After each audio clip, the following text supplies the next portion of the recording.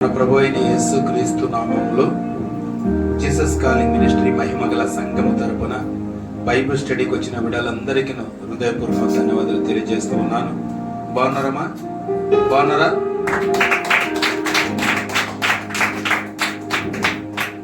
హల్లెలూయా. ఈ బైబిల్ స్టడీకి వచ్చిన బిడ్డలందరూ కూడా జాగ్రత్తగా వినాలి. ఈ సమయం ఎవరికి లేదు, దేవుడు గొప్ప అవకాశం మీ అందరికి ఇచ్చాడు. హల్లెలూయా. ఈ చక్కటి అంశాన్ని బట్టి మేము మాట్లాడాలని ఆశపడుతూ ఉన్నాను. మనిషి పుట్టుక కారణం ఏంటి చెప్పాలండి? మనిషి పుట్టుక కారణం గురించి ఈరోజు మనము తెలుసుకుందాం. ఎవరు తెలియజేస్తారు? మీరు పుట్టుక గురించి ఎవరు తెలియజేస్తూ ఉన్నారు? దేవుడు తెలియజేస్తూ ఉన్నాడు. ఒకసారి క్లాప్స్ కొడదాం దేవునికి. మనము పితరులు చూసుకున్నట్టయితే మన పితరుల గురించి మనం వినబోతూ ఉన్నాం. ఈరోజు మనిషి పుట్టుక కారణం ఏంటి, మన పితరులు ఎలాంటి జీవితం జీవించారు, ఎలా బ్రతికారు అనే విషయాలు మీతో పంచుకోవాలని ఆశపడుతూ ఉన్నాను. మరి మనకు సమాధానం చెప్పవలసిన వారు ఎవరంట? దేవుడే. కాబట్టి మనం లేఖనాల్లో మనకు వెళ్దాం. గ్రంథములో నుండి కొన్ని విషయాలు మనము మన వివరణలోకి వెళ్దాం. చూద్దాం. చూడండి, ఇర్మియా పాత గ్రంథం, ఇర్మియాకి రండి. బైబిల్ అందరూ కూడా తెరవండి. మొదటి అధ్యాయం 5వ వచనం.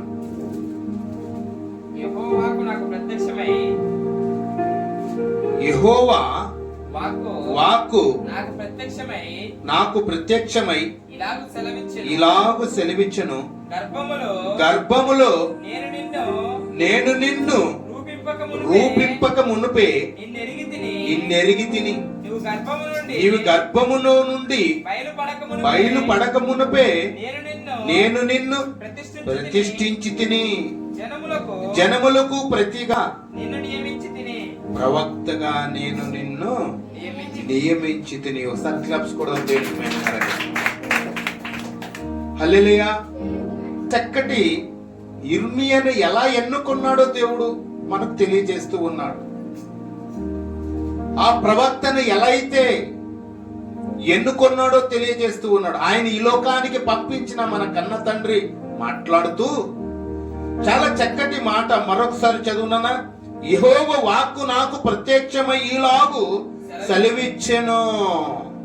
ఏమి మాట్లాడబోతున్నాడో ముందు చూద్దాం. చూడండి, గర్భములో నేను నిన్ను రూపింపక మునుపే నిన్నెరిగి తిని. హల్లెలూయా. ఏమంట? ఎవరిని రూపింపక మునుపే గర్భములో? ఎవరంట? ఇర్మియా. ఇర్మియా ప్రవక్తను తల్లి గర్భములో ఉన్నప్పుడే, ఈ జగత్తు పునాది వేయబడక మునుపే, గర్భములో నిన్ను నేను రూపింపక మునుపే నిన్ను ఎరిగి తిని. నీ గర్భములో నుండి బయలు పడక మునుపే. చూసావా? బయలు పడక మునుపే అంటే నీవు బయటికి ఈ లోకానికి రాక మునుపే, ఇంకా తల్లి గర్భంలో ఉన్నప్పుడే ఆయన నిన్ను నియమించాడట. నిన్ను ఎన్నుకున్నట్టుగా చూస్తూ ఉన్నాడు. ఇర్మియాతో మాట్లాడుతూ గర్భము నుండి పైకి పడక మునుపే నేను నిన్ను ప్రతిష్ఠించి తిని, నీ బయటికి రాక మునుపే, ఈ లోకాన్ని చూడక మునుపే ఏం చేశాడంట దేవుడు? నియమించి తిని. జనులకు ప్రవక్తగా నిన్ను నియమించి తిని. హల్లెలూయా. ఏం నియమించాడంట? ప్రవక్తగా ఆయన నియమించినట్టుగా మనము చూస్తూ ఉన్నాం. చాలా మంది లోకంలో తల్లిదండ్రులు అంటూ ఉంటారు, దేవుడు ఏది నిర్ణయించి ఉన్నాడో ఈ బిడ్డ ద్వారా అది ఖచ్చితంగా నెరవేరుతుంది అని చెప్తూ ఉంటారు ఈ లోక సామెతలు. అవునా కాదండి? చెప్తుంటారా లేదా? అలాగే దేవుడు ఏం చెప్తున్నాడంటే ఇర్మియా గురించి, ప్రవక్తను జనము గురించి, ఆ జనాలకి అంట ప్రవక్తగా నిన్ను నియమించి తిని, జనులకు ప్రవక్తగా, జనులను దేవుని సన్నిధికి నడిపించేవాడుగా, దేవుని గురించిన జ్ఞానము చెప్పేవారుగా, దేవుడు నిర్ణయము, దేవుని చిత్తమును ఆ బిడ్డ ద్వారా ఆ మహిమ పొందాలని, తెలియని వారికి తెలియజేస్తాడని. నా ప్రజలు లోకంలో ఉన్నారు, నా రూపంలో రూపించిన బిడ్డలు ఉన్నారు. ఎప్పుడు ఎన్నుకున్నాడంట ఈ ఇర్మియాను? గర్భంలో ఉన్నప్పుడే, తల్లి గర్భంలో ఉన్నప్పుడే ఎన్నుకున్నట్టుగా మనం చూస్తూ ఉన్నాం. జనులు ప్రవక్తగా నిన్ను నియమించి తిని అంటూ ఉన్నాడు. ఈ లోకానికి రాక మునుపే దేవుడు నిర్ణయం ఎలా ఉందో చూడి. అందుకే మనిషి పుట్టుక కారణం గురించి మీరు వినబోతూ ఉన్నారు ఈరోజు. మరి ఇర్మియా గురించి మనం విన్నాము. ఇప్పుడు మరొక వ్యక్తి గురించి మనము చూసుకున్నాం ముందుకి. న్యాయాధిపతులు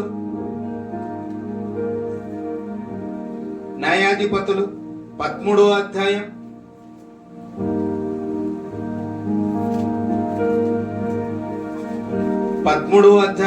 5వ వచనం.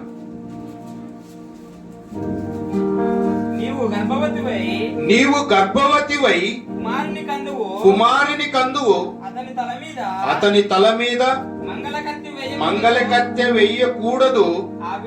ఆ బిడ్డ గర్భమును పుట్టినది మొదలుకొని దేవునికి నాజూరు చేయబడిన ఫిలిష్తీయుల చేతిలో నుండి ఇశ్రాయేలును రక్షింప మొదలు పెట్టినని ఆమెతో అనగా. హల్లెలూయా, హల్లెలూయా. ఈయన ఎవరు? ఏం చెప్తున్నాడు? దేవదూత వచ్చింది లోకానికి. దేవదూత ఆమెతో మాట్లాడుతూ ఉంది. సాంసోను తల్లితో మాట్లాడుతూ ఉన్నాడు. ఎలా ఉంచుమంటున్నాడు? దేవుడు పంపించిన వర్తమానమును దేవదూత ద్వారా వింటూ ఉంది తల్లి. సాంసోన్ ఎక్కడున్నాడు? ఇంకా కడుపులోనే ఉన్నాడు, గర్భములోనే ఉన్నాడు. ఆ గర్భంలో ఉన్నప్పటికే చెప్తూ ఉన్న మాట దేవదూత ఏమంటున్నాడు? నీవు గర్భవతివై కుమారుని కందువు. నీవు గర్భవతివై కుమారుని కందువు. అతని తల మీద అంట ఏం చేయొద్దన్నాడు? మంగళి కత్తి వేయవద్దు, వాని గుండు చెయ్యవద్దు, ఎంటికలు తీయవద్దు. ఏమండి? ఎవరు చెప్తున్నారు ఈ మాట? దేవదూతే. ఎవరితో పంపించాడు దేవుడు? ఎవరిని చెప్పాడు? దేవదూత ద్వారా చెప్పి పంపించినట్టుగా చూస్తూ ఉన్నాం. దేవదూత వర్తమానం తీసుకుని వచ్చి ఆ సంసోను తన తల్లితో మాట్లాడిన మాటలు ఇవి. ఎలాంటి వాడంట ఆయన? ఫిలిష్తీ చేతిలో నుండి ఇజ్రాయేలును రక్షింప మొదలు పెట్టెనని ఆమెతో చెప్పాను. ఆయన రక్షించడానికి లోకానికి పంపిస్తూ ఉన్నాడు. ఎవరిని పంపిస్తున్నాడు? సంసోన్ని లోకానికి వర్తమానమును పంపిస్తూ ఉన్నాడు. నీవు ఎలా ఉండాలి? ఎలాంటి జీవితం కలిగి ఉండాలి? నీ క్రమం ఎలా ఉండాలి? నీ పద్ధతిగా ఉండాలి. నీ ఇష్టానుసారం ఉండడానికి వీల్లేదని అక్కడ దేవదూత చెప్పినట్టుగా మనం చూస్తూ ఉన్నాం. ఏమంటే అక్కడ ఇజ్రాయేలును ఫిలిష్తీ చేతిలో నుండి రక్షించడానికి మొదలు పెట్టెనని, వారిని రక్షించడానికి ఇజ్రాయేలును ఫిలిష్తీ చేతిలో నుండి వారిని రక్షించడానికి భూమి మీదకి ఆయన తీసుకుని వస్తూ ఉన్నాడు. మరి ఈమె ఎవరు అనే ఒక డౌట్ మీకు రావచ్చు. సాంసన్ కన్న తల్లి ఎవరు అనే డౌట్ ఉందా లేదమ్మా మీకు అందరికి? ఉందా? ఆ పై వచనం చూద్దాం. 4వ వచనం చదువు నాన్న. 4వ వచనంలో చదువు. కాబట్టి కాబట్టి నీవు జాగ్రత్తగా ఉండి ద్రాక్షరసమునే ద్రాక్షరసమును గాని గాని మద్యమునే మద్యమునే కాని త్రాగకుండుము. త్రాగకుండుము, అపవిత్రమైనది ఏదీను తినకూడదు అంటున్నాడు. నీవేది పడితే అది తినడానికి వీలు లేదు. ఇది దైవ లీల, దేవుడు చెప్పిన మాట. అందుకే నేను నీతో మాట్లాడుతున్నాను అంటున్నాడు సంసోను తల్లి దగ్గర. నీవెలా ఉండకూడదు, ఎలా ఉండకూడదు అని. కాబట్టి నీవు జాగ్రత్తగా ఉండు అంటున్నాడు. జాగ్రత్త. నీ కడుపులో పుట్టుబోయే కుమారుడు గొప్పవాడు. ఇశ్రాయేలు జనులు రక్షించడానికి, ఫిలిప్పుల చేతుల నుండి రక్షించడానికి, రక్షకుడుగా రక్షించడానికి ఈ లోకానికి నేను పంపిస్తున్నాను, జాగ్రత్తగా ఉండు అని అక్కడ హెచ్చరించినట్టుగా దేవదూత ద్వారా మనం తెలుసుకుంటూ ఉన్నాం. మరి ఆమె ఏమి తినాలి, ఏమి తినకూడదు, కడుపులో ఉన్నప్పుడు, బేబీ కడుపులో ఉన్నప్పుడు ఏం తినాలి, ఏం తినకూడదు అనేది కూడా చెప్పాడు. కింద వచ్చి చదువునా. ద్రాక్ష రసమును గాని మద్యము గాని. ఏమంట? మద్యం అంటే ఏంటండి? ఏంది? మందు. మందు చూసే. అందుకే చెప్తూ ఉన్న దేవదూత ఏమంటున్నాడంటే, చెప్పాడు ఎంత చక్కటి మాట. ద్రాక్షరసమునే కాని మద్యమునే కాని త్రాగుకుండుము, అపవిత్రుడైన దేనినైనను తినకూడదు. నాకు ప్రణాళిక ఉంది. నేను కడుపులో పుట్టుపోయే కుమారుని గురించి నేను చెప్తూ ఉన్నాను వర్తమానాలు అని చెప్పి దేవదూత ద్వారా అక్కడ మనకు తెలియజేస్తూ ఉన్నాడు.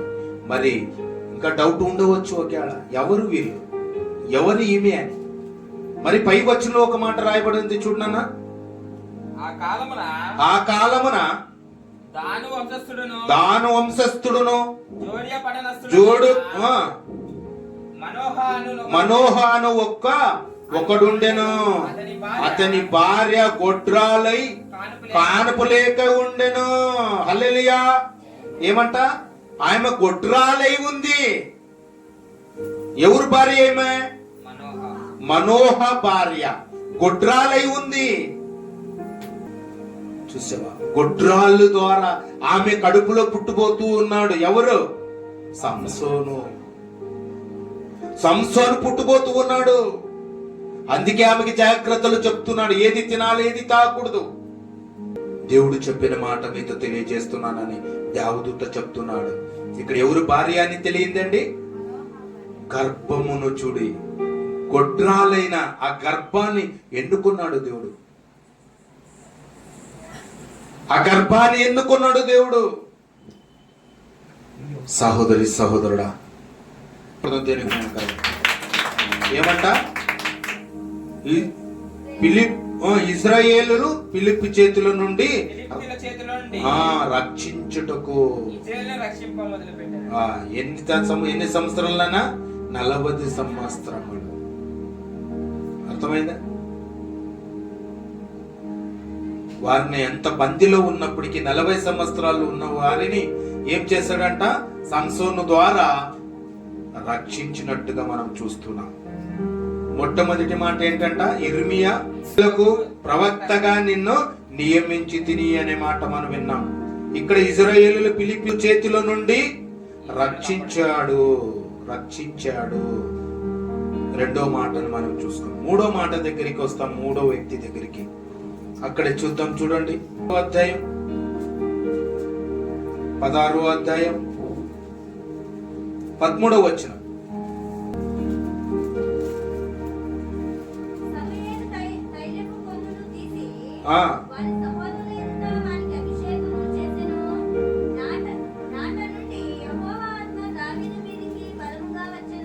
హల్లెలూయా, హల్లెలూయా.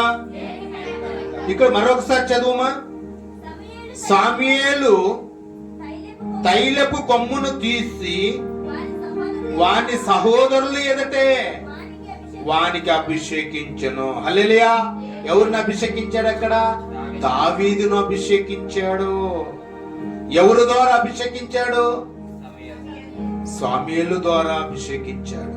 ఆ అభిషేకించినప్పుడు నాటు నుండి యెహోవా ఆత్మ దావీదు మీదికి బలముగా వచ్చిన. చప్పట్లు కొడతాం దేని మేమకరంగా గట్టిగా.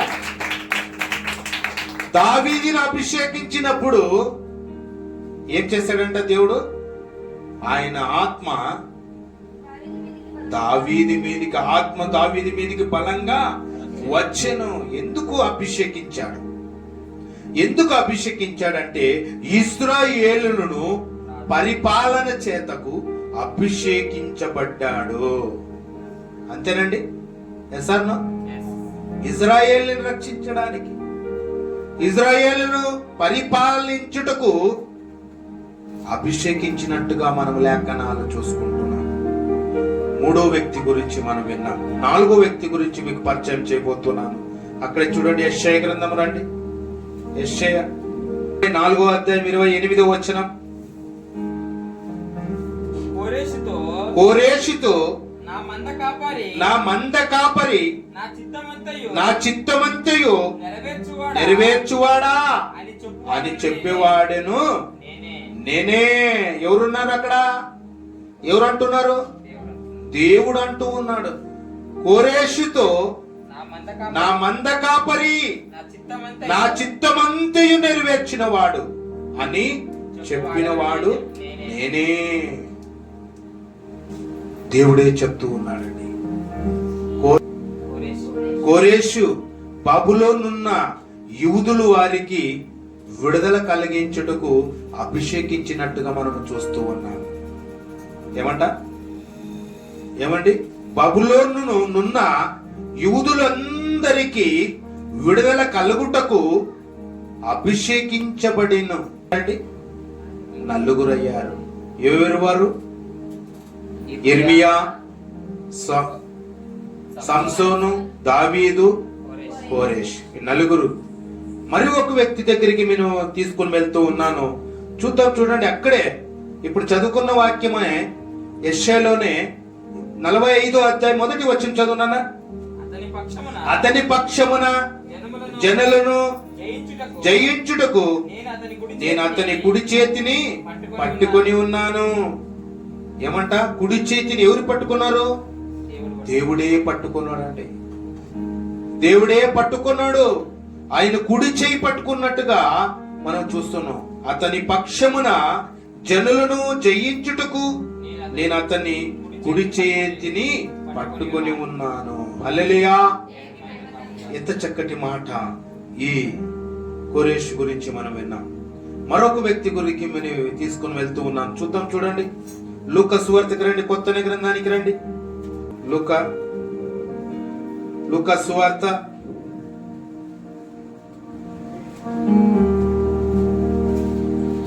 1వ అధ్యాయం 13వ వచనం.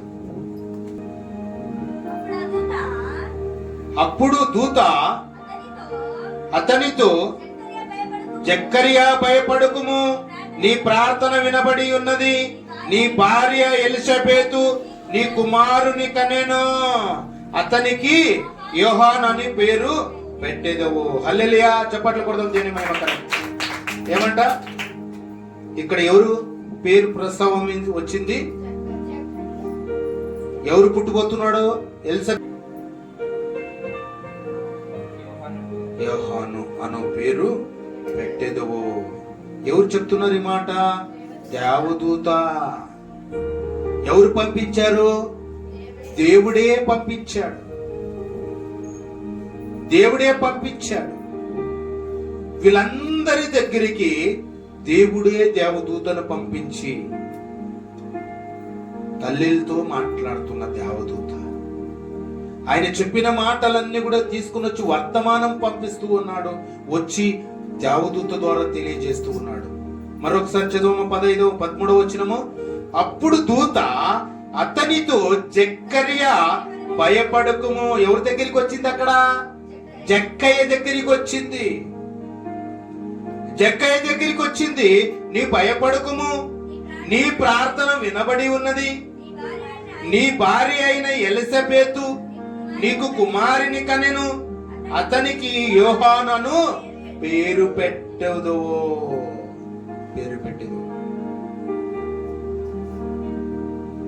పేరు పెట్టేదవు.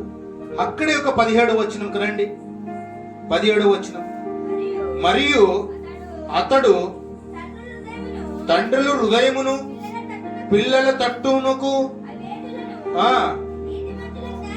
నీతిమంతుల జ్ఞానము అనుసరించుటకును త్రిప్పి ప్రభు కొరకు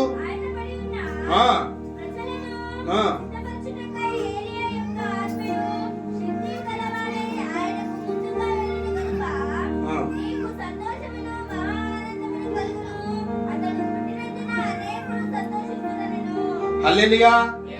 ఎవరు పుట్టినందుకు? యోహాను పుట్టినందుకు అందరూ కూడా సంతోషించారంట. చప్పట్లు కొట్టురు. మరి మీకు సంతోషమే లేదా? హల్లెలూయా. ఎంత చక్కటి మాట అండి. యోహాను పుట్టి ఉన్నాడు, ఆయన పేరు యోహాను అని పెట్టుదు అని. పేర్లు కూడా ఆయన దేవుడే పంపిస్తూ ఉన్నాడు. నువ్వు ఎలా ఉండాలి, ఎలా బ్రతకాలి, ఎలా జీవించాలి, ఎలా ఏం తినాలి, ఏమి తినకూడదు, అన్ని కూడా దేవుడే వర్తమానాలు పంపించి వాళ్ళతో మాట్లాడినట్టుగా మనం చూస్తూ ఉన్నాం.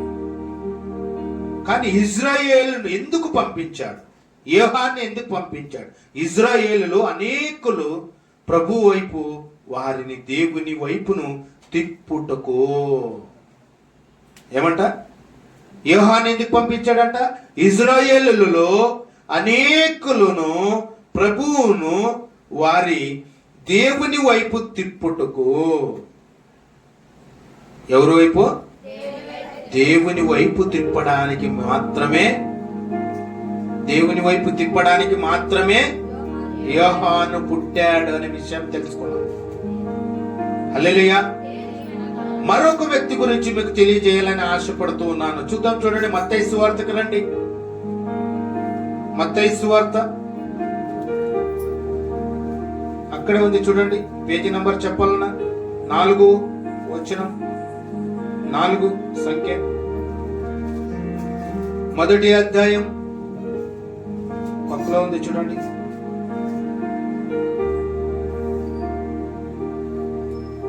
ఇరవై 21వ వచనం.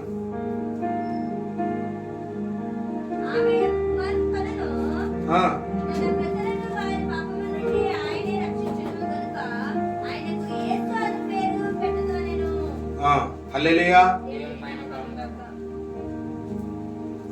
మరొకసారి చదువుమా.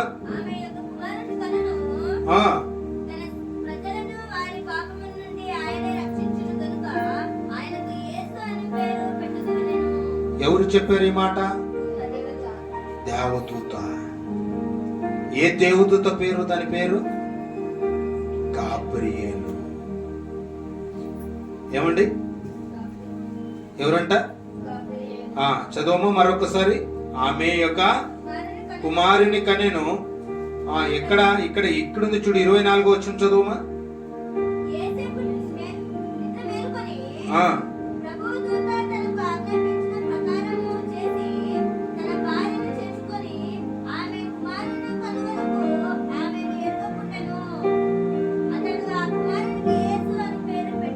హల్లెలూయా. చప్పట్లు కొడదాం దేవుని మహిమ. ఏమంటున్నాడు అక్కడ? యేసు అని పేరు పెట్టేదవో. ఎవరు చెప్తున్నారు అక్కడ? దేవదూత. ఈ పుట్టుక కారణాలండి. మనిషి పుట్టుక కారణం. యేసుక్రీస్తు ప్రభు మానవ జన్మలో జన్మించాడు, మానవ రూపంలో రూపించాడు. కారణ జన్మలు వీళ్ళంతా.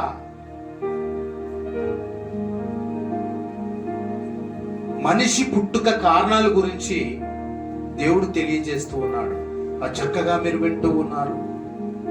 ఈ మాటలు చాలా చక్కగా వింటూ ఉన్నారు. ఇక్కడ ఏమంట? యేసుక్రీస్తు ప్రభు గురించి తన ప్రజలను వారి పాపముల నుండి ఆయనే రక్షించడానికి లోకానికి వచ్చాడు. హల్లెలూయా. ఎవరు రక్షించడానికి?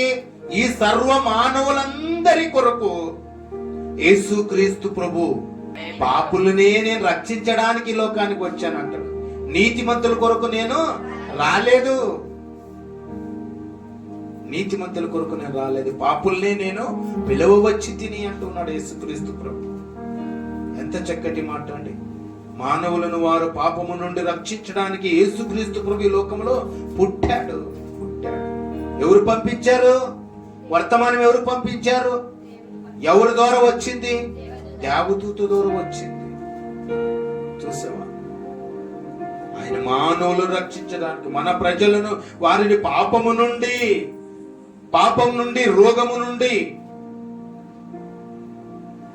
విడిపించడానికి, మరణము నుండి నిన్ను తప్పించడానికి యేసుక్రీస్తు ప్రభు లోకానికి వచ్చి, శరీరధారిగా లోకానికి వచ్చి కారణ జన్ముడుగా ఉండి మనిషి పుట్టుక కారణాల గురించి తెలియజేస్తూ ఉన్నాడు. యేసుక్రీస్తు ప్రభు గురించి మనం చెప్పుకుంటూ ఉన్నాం.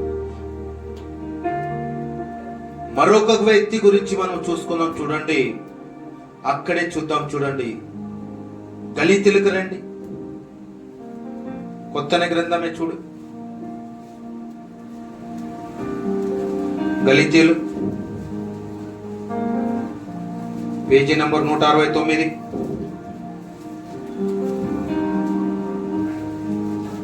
మొదటి అధ్యాయం 15వ వచనం.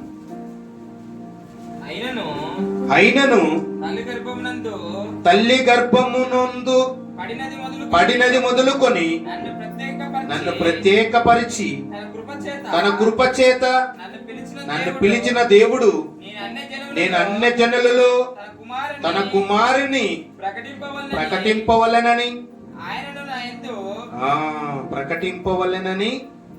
ఏమంటున్నాడు అక్కడ? ఎవరున్నారు అక్కడ? పౌలు గారు ఉంటూ ఉన్నాడు. పౌలు గారు అన్ని జనులను తన కుమారుని ప్రకటింపవలెనని వచ్చాడు ఈ లోకానికి. ఏమొచ్చాడప్ప? అన్య జనులందరినీ తన కుమారుని ప్రకటింపవలెనని. అంటే కుమారుడు అంటే ఎవరంట? యేసుక్రీస్తు ప్రభు గురించి ప్రకటించడానికి లోకానికి పౌలు గారు పుట్టినట్టుగా మనం చూస్తూ ఉన్నాం. ప్రతి ఒక్కరూ చూసుకుంటే కారణ జన్మలుగా ఉన్నారు. ఏదో పని మీద ఈ లోకానికి దేవుడు పంపిస్తూ ఉన్నాడు. మరొక మాట మీద గుర్తు చేస్తూ ఉన్నాడు దేవుడు. చూద్దాం చూడండి. ఎఫెసీ, అక్కడ కొత్త గ్రంథమే చూడు. తొందరగా వెళ్తున్నానండి.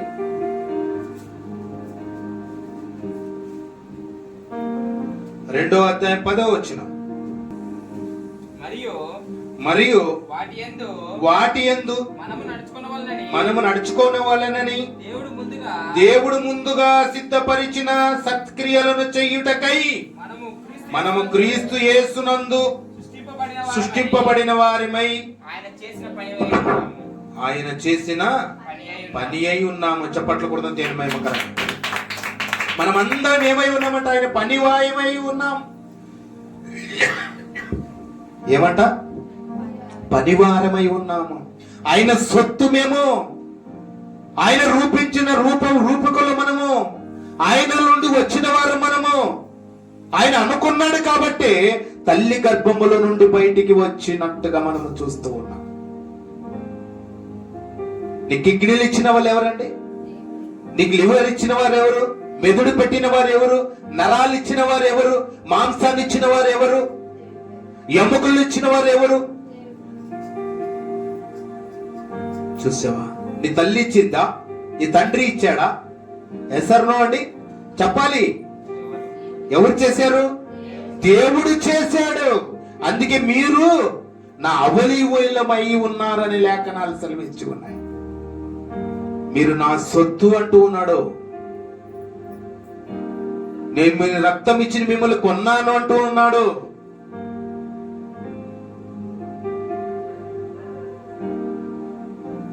చూసావా? ఎంతమంది గమనించండి. మరొకసారి చదువునన్నా. మరియు వాటి యందు మనము నడుచుకునే వాళ్ళనే. ఎవలా అంట? వీళ్ళందరూ గురించి విన్నామే. వీళ్ళందరి గురించి వాళ్ళ కారణ జన్మలు అయ్యారే. వాళ్ళ ఉద్దేశాలు ఉన్నాయి కాబట్టి ఆయన చిత్తాన్ని నెరవేర్చుకుంటూ వాళ్ళ సమయంలో వాళ్ళ యాత్రను ముగించారు. వీళ్ళందరూ మన పితరులు అనుకోవచ్చు. ముందు తరము వారు వీళ్ళంతా. ముందుకి మరియు వాటి యందు మనము నడుచుకునే వలనని దేవుడు దేవుడు ముందుగా సిద్ధపరిచిన సత్క్రియలు చెయ్యుటకై, సత్క్రియలు చెయ్యుటకై మనము క్రీస్తు యేసునందు సృష్టింపబడిన వారిమై ఆయన చేసిన పనివేరివై ఉన్నాము, పని వాళ్ళై ఉన్నాము, పని అయి ఉన్నాము. ఆయన చేశాడు పని, మనం ఏమై ఉన్నాం? పని వారమై ఉన్నాం. నీ చిత్తాన్ని నెరవేరడానికి వీల్లేదు. నేను సొంత పనులు చేస్తానంటే అది ఒప్పుకోడు దేవుడు. నా ఇష్టం అనడానికి వీలు లేదు. ఈ లోకానికి వచ్చినప్పుడు నువ్వు ఒక కారణ జన్ముడు. మనిషి పుట్టుక కారణం ఈ రోజు తెలుసుకున్నావు నువ్వు. ఒకప్పుడు తెలియదేమో, నీకు తెలుసుకోలేదేమో. దేవుడు ఈ సమయం, ఇది అనుకూల సమయం నీకు ఇచ్చాడు సహోదరి సహోదరుడు. అందుకే నీవు మారాలి. ఎందుకోసం దేవుడు నిన్ను పుట్టించాడు? ఎందుకు తల్లి గర్భంలో నుండి నీవే బయటికి రావాలి? నీవు దేవుని మహిమకరంగా జీవిస్తావని, దేవుని ఉద్దేశం నెరవేరుస్తావని, ఆయన చిత్తమును నెరవేరుస్తావని, నీవు ఆయన పని ఏదైతే ఉందో ఆ పనిని నిమిత్తం ఈ లోకానికి నీవు వచ్చావని తెలుసుకుంటున్నావు ఈరోజు. ఎస్ఆర్నో చూసావా ఎంత చక్కగా దేవుడు మాట్లాడుతున్నాడు. మానవుడి లోకంలోకి ఊరికి ఊడి పడలేదండి. ఎంతో పని ఉంది. ఆయన నిన్ను పనివారిగా, పనిముట్టుగా వాడుకొనడాలని, నీ ద్వారా ఆయన మహిమ పొందాలని ఆశ, ఆయన నీ ద్వారా కీర్తి పొందుకోవాలని ఆశ. నీ సత్యాన్ని తెలుసుకొని నీ వెలుగులో ఉండాలని, వెలుగు చీకటిలున్న వారిని వెలిగిస్తావని, నశించిపోయే ఆత్మలు ఎదిగి రక్షిస్తావని, పాతాళం నుండి రక్షిస్తావని ఈ సత్యాన్ని దేవుడు తెలియజేస్తూ ఉన్నాడు. ఆయన మనసును తెలుసుకొని ఆయన చిత్తం నెరవేరుస్తావని ఒక ఉద్దేశంతోనే మాత్రమే ఈ మనిషి పుట్టుక కారణం గురించి మీరు వింటూ ఉన్నారు. ఎంత చక్కటి మాట అండి, ఎంత చక్కటి మాట. మొట్టమొదటిది ఇర్మియాను ఎలా వాడుకున్నాడంట? ఆయన ఎవరి కోసం వాడుకున్నాడంట? జనులకు ప్రవక్తగా నిన్ను నియమించి తిని అని ఇర్మియాను ఎన్నుకున్నాడు. జగత్తు పునాది వేయబడక మునుపే, తల్లి గర్భములో ఉన్నప్పుడే, నిన్ను రూపింపక మునుపే నిన్ను నేను ఎన్నుకున్నాను. ఎందుకు ఎన్నుకున్నావు ప్రభువా? ఎందుకు ఎన్నుకున్నావు అంటే, చాలా మంది ఉన్నారు కదా అంటే, చాలా మంది ఉన్నారు కాదు, నీవు నాకు ఇష్టమైన వాడివి, అందుకే నిన్ను నేను ఎన్నుకుంటున్నాను. ఎందుకంటే జనులలో ఏమంట, జనములకు ప్రవక్తగా నిన్ను నియమించడానికి అని లేఖనాలు సెలవిచ్చి ఉన్నాడు. సంసోను దగ్గరికి వచ్చినట్టయితే ఇశ్రాయేలును ఫిలిప్పు చేతుల నుండి రక్షించడానికి వాడుకున్నాడు. బానిసత్వములో నుండి ఉన్నవారికి విడుదల ఇవ్వడానికి సంసోన్ని లోకానికి తీసుకుని వచ్చాడు. ఈ లోకానికి వచ్చిన తర్వాత తండ్రి పనుల్లో ఉండి ఇశ్రాయేలును ఫిలిప్పును చేతిలో నుండి రక్షించినట్టుగా మనం చూస్తూ ఉన్నాం. మరి అక్కడ దావీదును కూడా అభిషేకించినట్టుగా మనం చూస్తూ ఉన్నాం. ఆయన తండ్రిని చిత్తమును నెరవేరుస్తూ ఉన్నాడు. దేవుడు చెప్పిన మాటలు దేవదూతతో వింటూ ఉన్నారు ప్రతి తల్లిలు. ఎందుకంటే వాళ్ళకి క్లారిటీ ఇస్తూ ఉన్నాడు. ఎందుకు ఈ లోకానికి వచ్చారు? కారణం ఉంది తల్లి. దావీదుని నేను అభిషేకించి ఉన్నాను ఇశ్రాయేలును పరిపాలన చేయుటకే. దగ్గరికి మనం వెళ్ళినట్లయితే బబులోనున్న యూదులు వారికి విడుదల కలుగుటకై అభిషేకించినట్టుగా మనం చూస్తూ ఉన్నాం. ఎవరి వీళ్ళు? కోరేష్. చూసావా? ప్రజలు రక్షించాలని, బానిసత్వముల నుండి విడుదలని ఇవ్వాలని ఈ బిడ్డల ద్వారా దేవుని చిత్తం, దేవుని ప్రణాళిక, దేవుని నిర్ణయం ఉన్నది కాబట్టి అందుకే కోరేషును అభిషేకించినట్టుగా మనం చూస్తూ ఉన్నాం. ఆ బాప్టిస్టు నుంచి యోహాను దగ్గరికి మనం వెళ్తే ఇశ్రాయేలును అనేక ప్రభు వైపు వారిని దేవుని వైపును తిప్పుటకో నశించిపోయే ఆత్మ వెతికి రక్షించడానికి బాప్టిస్టు యోహాను ఈ లోకానికి తీసుకుని వచ్చినట్టుగా చూస్తూ ఉన్నాం. మరి యేసుక్రీస్తు ప్రభు దగ్గరికి వెళ్తే అక్కడ కూడా మనకు ఒక మాట, యేసుక్రీస్తు ప్రభు ఎందుకు ఈ లోకానికి వచ్చారంటే లేఖనాలు సెలవిస్తూ ఉన్నాయి, మనుషులు వారి పాపముల నుండి రక్షించుటకే ఈ లోకానికి వచ్చాడు. పాపము నిండిపోయింది ప్రపంచంలో, వ్యభిచారం నిండిపోయింది, పాపం నిండిపోయింది, గర్విష్ఠులు ఎక్కువైపోయారు, తగ్గింపే లేదు, తండ్రి మాటను మర్చిపోయారు, ఆయన ఉద్దేశములు మర్చిపోయారు, ఆయన ఆలోచనలు మర్చిపోయారు. ఈ లోకానికి వచ్చినప్పుడు తన తల్లిలతో అందరితో మాట్లాడుతూ ఉన్నాడు. తల్లి మర్చిపోయింది, తండ్రి మర్చిపోయాడు, పిల్లలు ఎలా పెంచాలో తెలియడం లేదు, ఆయన ఉద్దేశం నెరవేర్చలేకపోతూ ఉన్నారు. అందుకే వాళ్ళు మర్చిపోతారేమో అని తండ్రితో మాట్లాడాడు, తల్లిలతో కూడా మాట్లాడుతూ వచ్చాడు. మరి యేసుక్రీస్తు ప్రభు యేసేపు దగ్గర మాట్లాడలేదండి దేవదూత? మరియమ్మతో మాట్లాడలేదా? జక్కరీతో మాట్లాడలేదా? ఎలిజబెత్తో మాట్లాడలేదా? చూడండి, వాళ్ళందరితో భార్యాభర్తలతో ఇద్దరితో కూడా ఈ దేవుడి ప్రణాళికని తెలియజేస్తూ వచ్చాడు. కానీ ఈ లోకానికి వచ్చినప్పుడు మర్చిపోయారు. అర్థమైతేనైనా మాటలు? అక్కడ యేసేపు చెప్పిన యేసుక్రీస్తు ప్రభు ఎందుకు ఈ లోకానికి వచ్చాడంటే ఈ సర్వలోకము నుండి పాప పరిహార, ఆయన రక్తమును కారినపు పరిశుద్ధత, పాపం నుండి విడుదల. అందుకే యేసుక్రీస్తు ప్రభు ఈ లోకానికి వచ్చినట్టుగా మనము చూస్తూ ఉన్నాం. అక్కడ పౌలు దగ్గరికి మనం వెళ్తే పౌలు కూడా ఎందుకు ఈ లోకానికి పుట్టించాడు దేవుడు అంటే అన్ని జనులను తన యేసుక్రీస్తు ప్రభు కుమారుని గురించి ప్రకటించడానికి అక్కడ పౌలుని ఎన్నుకున్నట్టుగా మనం చూస్తూ ఉన్నాం. మరి ఈ మాటలన్నీ కూడా 7 మంది వ్యక్తుల గురించి, అక్కడ ఎంతంట 8 మంది గురించి మనకు రాయబడి ఉన్నది.